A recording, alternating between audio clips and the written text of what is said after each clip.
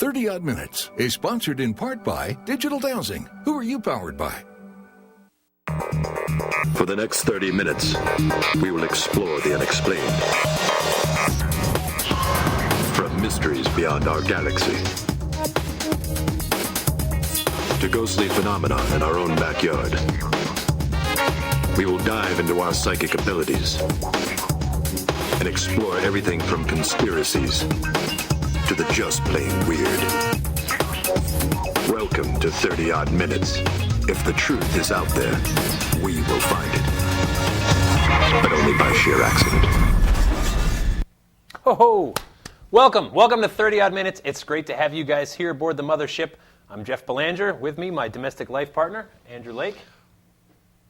Crew member, I prefer. We've been here a while. Yeah. Where did you crash us this week? We're in Maryland, near Baltimore, sort of, kind of.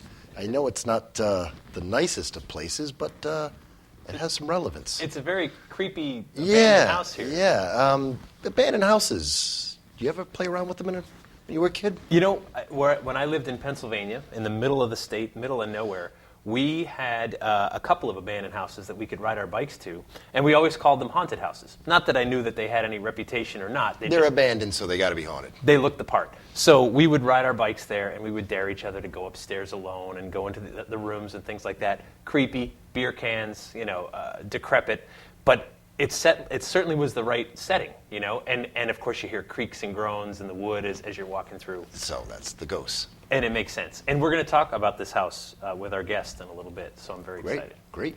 Absolutely. We're sorry, the number you have dialed is not in service at this time. Yeah, we did get a email. It says, "Dear Oddballs, I dig the new jumpsuits. But given the history of people who work on spaceships and wear red uniforms, aren't you a bit nervous?" And that's coming from Bill Kirk in Riverside, Iowa. Riverside, Iowa. I think it's because it's the one-piece suit. That's why I'm not so much nervous. If it's black pants and a red shirt, then you have something to worry about. You know what, though? In general, the crew was okay if they stayed on the ship. If we ever get called off the ship, we're dead. Yeah. We're totally dead. Yeah. All right. You ready? We'll change up. All right. You ready to jump in? Sure. All right. Is it any wonder that Maryland is so haunted? The state was literally in the middle of the Civil War, plus millennia of human history, a giant seaport, and so much more. Tonight we'll explore some of the state's most infamous haunts with the author of the book, Maryland Ghosts, Paranormal Encounters in the Free State. She grew up in Maryland, where she fell in love with all things haunted. But today she resides in Chicago and spends her days writing and her nights as a guide on the Chicago Hauntings Ghost Tours. Please welcome, beaming to us live from the Windy City, Amelia Cotter. Yeah! Welcome, Amelia. Thank you. Thank you for having me on. Okay, tell us about this creepy abandoned haunted house that we've landed a spaceship in front of tonight. All right. Now, the house that we have landed in front of, that was located in Moncton, Maryland, which is in Baltimore County out in horse country. That house was built on My Lady's Manor, which was a place that the 3rd Lord Baltimore, Charles Calvert, dedicated to his wife in 1713. Okay. It's located next to a restaurant that was built in 1750, and my dad used to work there, and so I got the privilege of exploring that house while he was working. And creepy, old, abandoned looking, and was it really haunted? It really was haunted. It was supposedly haunted by a ghost named Walter. By local legend, it was known as Walter's house, although all of the spirits on that property were actually just referred to as Walter, even spirits that were females. I had the privilege of actually coming face-to-face with the ghost that I also called Walter. It was a male spirit, and it was the first and last time in all of my years of paranormal exploring that I ever actually saw an apparition.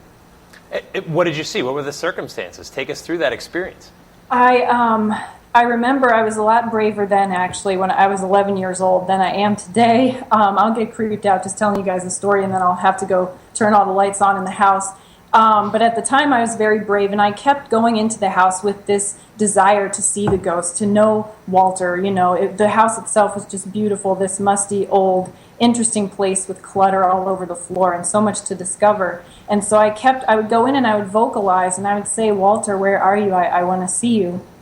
And one day, as I was leaving, my mom was actually driving the car. We were pulling away on the road, which was right next to the house. So I had a great vantage point of the upper attic windows. And there was a solid white figure leaning out of the window with I could remember seeing his hands on the window ledge, and the details of his clothing, but he had no face. His face was solid white, almost like one of those old country dolls that just has a blank face. Although I could sort of feel his expression, which was curiosity, as if he was surprised that I could see him too. And I'm telling you, I've had neat experiences all my life, but that was it. Like, that was going to the mountaintop. Yeah, and so it's a game changer when you have that experience, when you come face to face. But also, too, I think it's interesting that this is the right setting. This didn't happen in some pristine, beautiful house. It's in a place that looks creepy. And did you ever find the history of the house? Did you ever find, was someone murdered there? Did someone die there? Is there any backstory to support it? The house is no longer there. I know the basic history of the land, but the house was torn down, and I was so young when I explored it that I never really looked into any of the historical records or anything like that. And I've kind of let it be. So over the years, I've done plenty of historical research into certain places, and Walter's house was an experience that I kind of wanted to keep mysterious.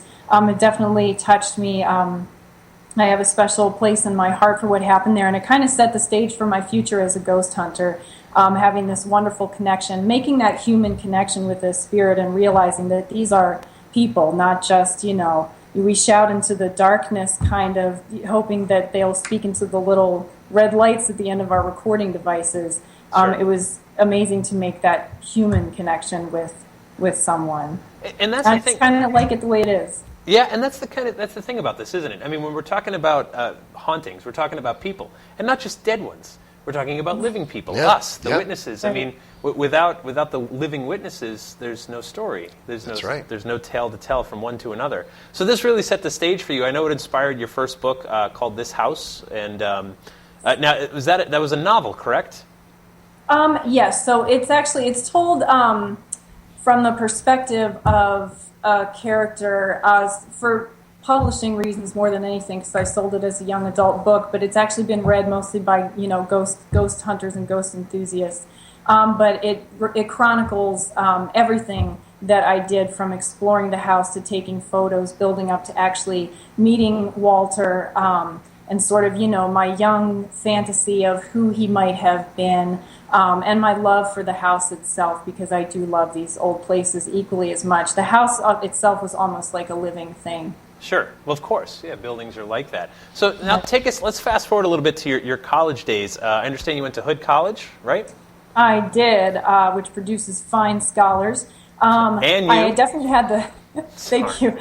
I definitely had the privilege of getting to study and work in a lot of these cool haunted places in Maryland, and Hood College is one of them. It was built in 1893 and was originally a women's college. There was a former brothel and saloon on site, Broadbeck Hall, that was became the music hall, actually, ironically. And I lived in the German House, which was an off-campus language immersion residence that had just been a regular house just on Magnolia Avenue that the college bought.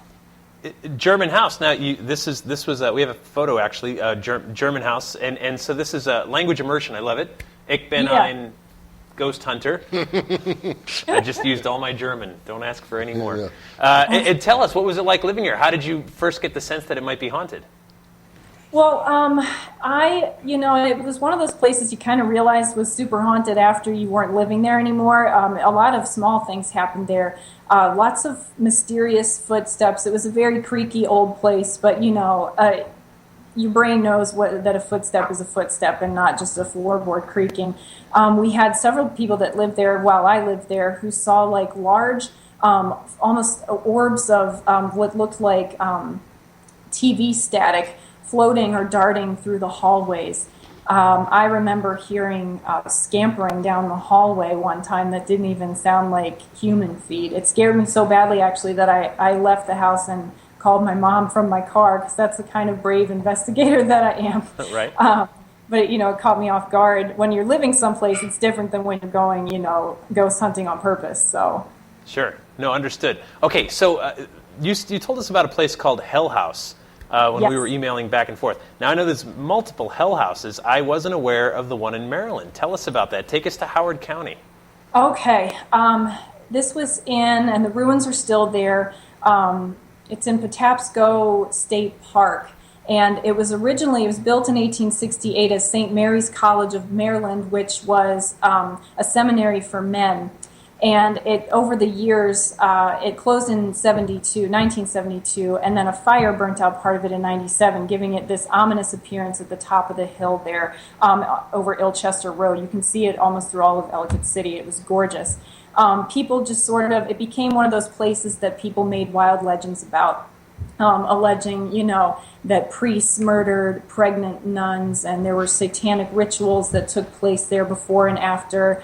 It became a party place for local teenagers. It gets mixed up with the nearby Patapsco Female Institute a lot. There were all these rumors that female students had been killed by priests, but there were no female students.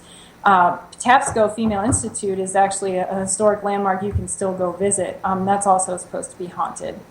The stories you hear most about Hell House actually have to do with seeing shadow figures in these windows after the fire occurred. So what you would see was the facade of the building, but there would be no floor behind it, and people would still see figures up in these windows. When I was writing Maryland Ghosts, I got a couple of emails about that from people who had witnessed that in fairly recent years.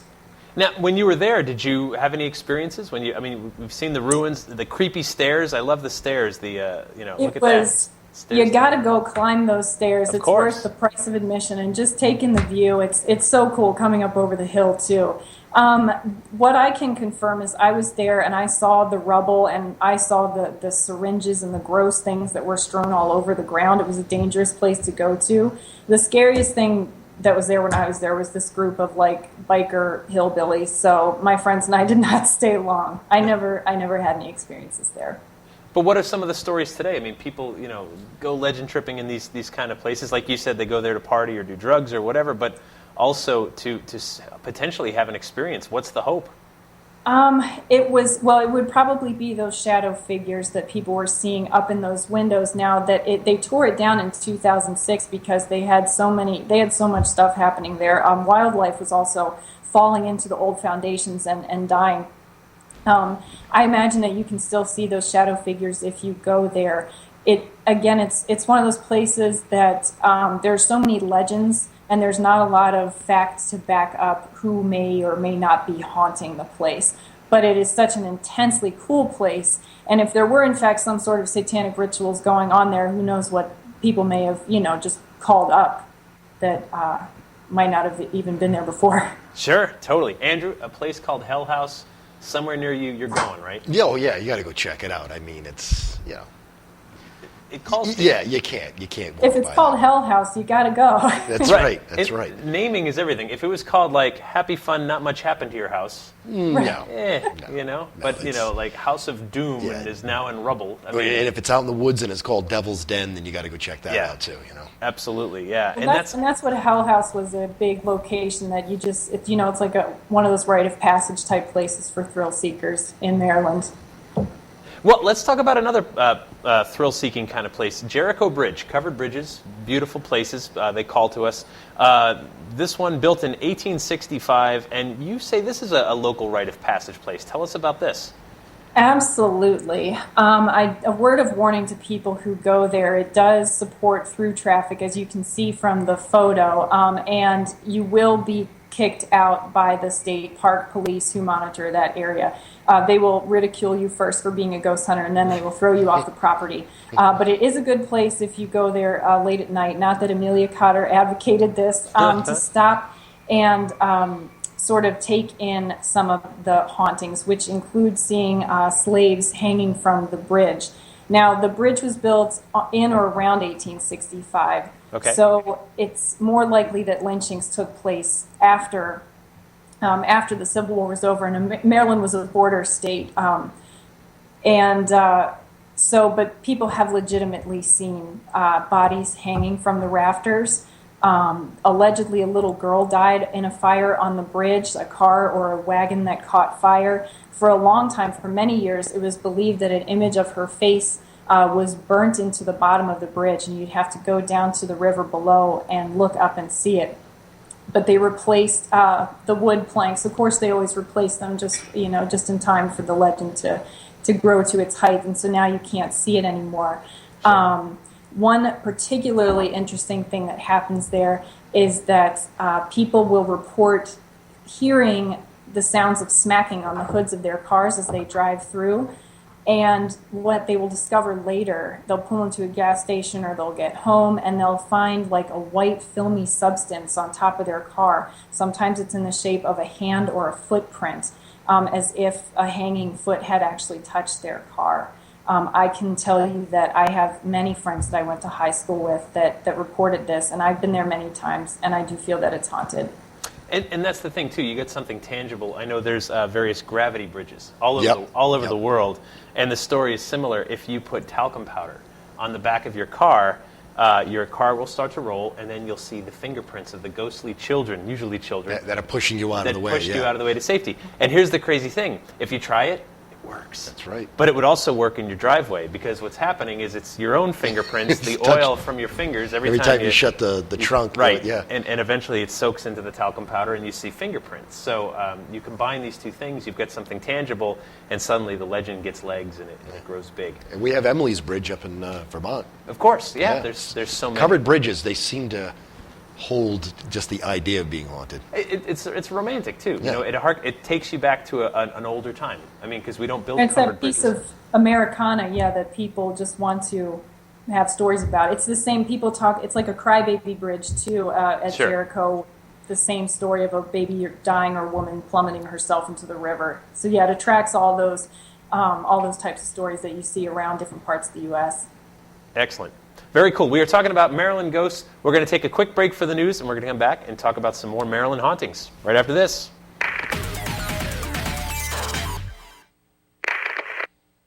A Bigfoot was recently sighted in one of the most unlikely places in all of North America, Detroit, Michigan. In February 2014, a family of 4, named the Browns, were driving through the outskirts of the city looking for a new place to live when they found themselves in one of the many neighborhoods that have become empty in recent years due to the hard economy. As Mr. Brown was making a decision to turn the car around and leave the desolate area, his wife told him that she had seen someone in one of the rundown houses. The family claims that as they watched the front of the house, they saw a large hairy arm holding a piece of wood come through an already broken window. As the family sat in their car and watched in disbelief, the whole animal then appeared from the house looking like a 7-foot-tall ape covered in red hair with a human face. Mr. Brown said his children were screaming in the back seat as the huge creature banged the piece of wood it was holding against the ground. As the family drove away, they got a glimpse of the beast leaving the property through some bushes. Back in January, a man named Anthony Padilla of Breckenridge, Michigan, reported that he has seen at least one Sasquatch hanging around his home. Padilla says he has been leaving pizza boxes outside to lure in the elusive creature. He reports the boxes are found the next day rolled up tight or sometimes peeled apart in layers. Rather mean to be leaving just empty boxes. Everyone knows that Bigfoot loves pizza. I'm Andrew Lake, and oddly enough, that's the news. And we're back talking about Maryland ghosts with Amelia Cotter, author, storyteller, ghost huntress extraordinaire. Thank you for joining us. Bigfoot, Sasquatch, I know that's a subject near and dear to your heart. You wrote Breakfast with Sasquatch. Breakfast with Bigfoot. Have you heard of Bigfoot eating pizza? I have heard of Bigfoot eating many different things. I'm sure if you leave something out for him, it'll disappear fast enough. Maybe he'll leave you some presents too. Does he leave presents? DNA presents, I think is what she means. Wait a minute. This could be a whole new chapter. Well, for some people would be excited with that gift, though. They'd be putting out the rubber glove going, thank you. We know a few. We've interviewed a few Sasquatch hunters over the years, and they get very excited about it. They'd be throwing it up in the air like chocolate coins. They would be absolutely thrilled. Poop is an exciting thing for Sasquatch hunters. I tested. Yeah, Matt would test it. Of course he would, but not in here. We keep him down in the engine room for that kind of stuff because it's down there with Drek. Very, very stinky, very stinky. And Maryland's had Sasquatch sightings, of course. There's been only a couple states that are immune from them. But of course, we're talking more about the ghosts. Let's jump back into it. Take us to the Pry House, because we love Civil War history, and when you think about Maryland, of course, Civil War, right? Yeah. You know, when those border states between the North and South, they got the worst of it. So tell us about the Pry House. Oh, the Pry House is a beautiful place that's very dear to my heart. It is a driving stop on the Antietam battlefield tour, and now it's also operated by the National Museum of Civil War Medicine as a living history site where people can go visit. And it was used as McClellan's headquarters in 1862 because he could have a good vantage point of the battlefield. And directly after the battle and in the ensuing months, it was used as a field hospital. So the house itself, the grounds, the barn. Many people, of course, died on the grounds, and one man died in the house. That was General Israel Richardson. He had non-life-threatening wounds that he sustained during the Battle of Antietam, but he just got very sick over time. His wife came from Michigan to take care of him in the house with the Pry family, which is where the house gets its name. And she is actually supposed to be the ghost that people most often encounter. She's the one who stuck around. There are many other spirits that people have seen there. I got to work there when I was a visitor services representative during college for the National Museum of Civil War Medicine. So I was there frequently alone, and I had some interesting personal experiences. What happened? What did you see? Well, I never saw anything, although there were people who did come into contact with Mrs. Richardson, and it was almost never a pleasant experience. What happened to me was one day I was closing up the building with my boss, and she was waiting outside while I set the alarm. And I heard, as I was typing in the code, I heard this booming man's voice come down the hallway. I mean, it echoed through the hall. It had a slight southern drawl to it, but it was so abrupt that I couldn't understand what he was saying. It had like an intonation, though, a lilt at the end where it sounded like a question, and it was kind of a friendly question, almost like he was asking me if everything was all right. I just stood there in shock, and I could hear her yelling at me, hey, what's going on? Come on out, because you only have 60 seconds before the alarm's going to go off, to get out the door. And I half expected her to be standing there talking to somebody, and she wasn't, and the parking lot was empty, and it took me until I got into my car to realize that I had just, heard a voice from another time, and it was I have to say that was pretty cool. There were times when I was alone, and I would get very creeped out. I'm not really a sensitive person. I would hear noises or just get that, that feeling. Sure. That was one time where actually that was a little bit exhilarating. So there were some friendly spirits there too. And I mean, the Battle of Antietam, brutal battle. You read descriptions of the battle. I remember reading one soldier's journal that just talked about how once the cannons and gunshots started, it was just roar. Yeah, it just never stopped. Endless hours and hours of endless roar that was deafening. Yeah. And the loss of life. In a field hospital, of course, you're bringing the wounded. People go there to lose limbs. That people go there to die. The agony that must get imprinted into the very location. And people think about this as woo-woo stuff, and I understand.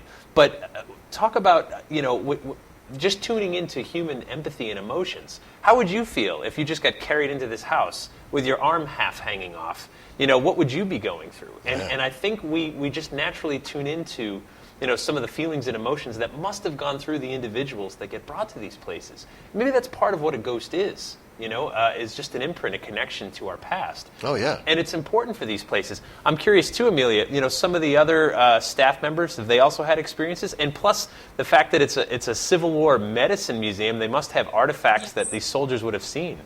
Actually, if you visit either of these places, they're very ghost-friendly there, and they're eager to talk about it for the very same reasons that they connect on a daily basis with these spirits who passed in such a terrible way.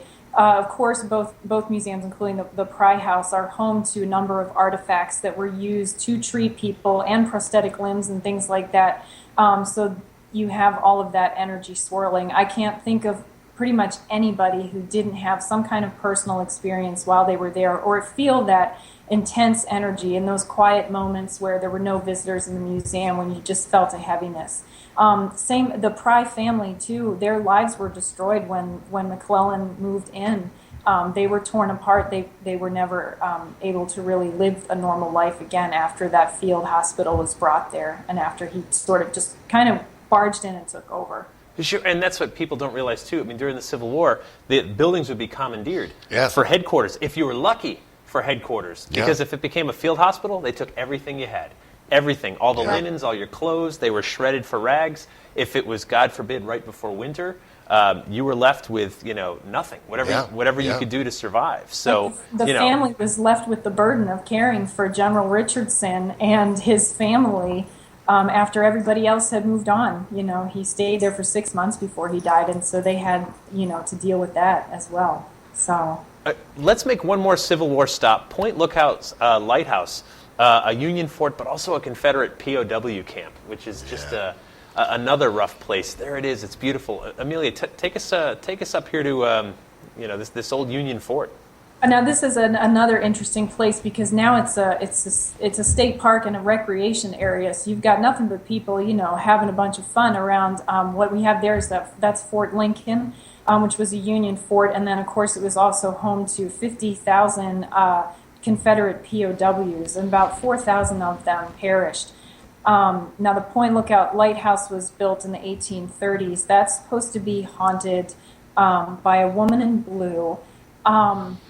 And the grounds themselves are supposed to be haunted by many of the Confederate soldiers. So one of the most common sightings when people drive through the park, they see men marching or jogging in formation in their rearview mirrors, or people who are camped out there at the camping plots. This one is particularly creepy. Will feel somebody hitting their feet with what feels like the butt of a musket in the middle of the night. And people describe it as a sensation that, a soldier's kind of coming around to see if the ones that are sleeping are sleeping or dead. So. Wow, that's rough. And that's incredible, too. You hear those stories, and then when people are reliving these actual moments, I don't know, I think that draws me to places, You'd be tempted. I was talking to some Civil War reenactors here in Rhode Island, and they were doing a camp out at a place that used to be a fort during the Civil War, and they swear in a stack of Bibles that they saw somebody who wasn't part of their group doing sentry duty on the outside of their encampment. And they're convinced that their living history fired up the environment they were in, and they pulled some guy who's still haunting the location. He pulled him out to do what he used to do, guard duty, just walking his rounds. What do you think about that, Amelia? Do you find reenactors are charging these places up?